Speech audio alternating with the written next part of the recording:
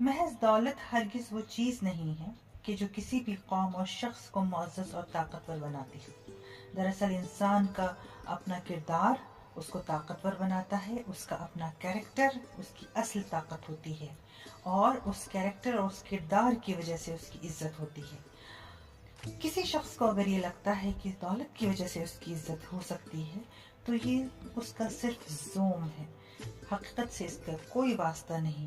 اصل میں عزت اس شخص کی ہوتی ہے جو اپنے کردار میں، اپنی ذات میں صادق ہو، امین ہو، لالچ اور خوف سے پاک ہو، اس کے اپنے اصول اتنے سخت ہوں کہ کسی بھی معاملے میں کوئی اسے کسی قیمت پر بھی نہ خرید سکے، اس کا ایمان نہ خریدا جا سکے، وہ بکنے والا شخص نہ ہو، وہ حق کو حق سمجھے، فرض کو فرض سمجھے، اور ہر چیز میں حرام و حلال کی تمیز رکھے، ہر حال میں حرام اور حلال کا خیال رکھے۔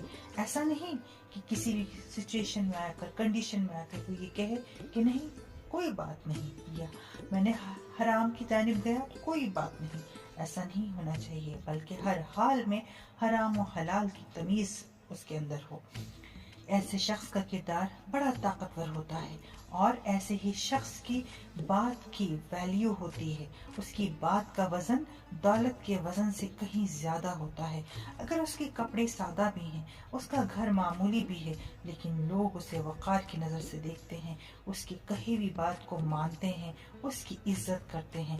کیوں؟ کیونکہ اس کے کردار نے، اس کی اصل ذات نے اس کی عزت لوگوں کے دلوں میں بٹھا دی ہوتی ہے۔ اس لیے دولت انسان کو معزز اور طاقتور نہیں بناتی، بلکہ اس کا کردار، اس کا ایمان، اس کی نیک سیرت ہی اس کو اصل طاقتور بناتی ہے۔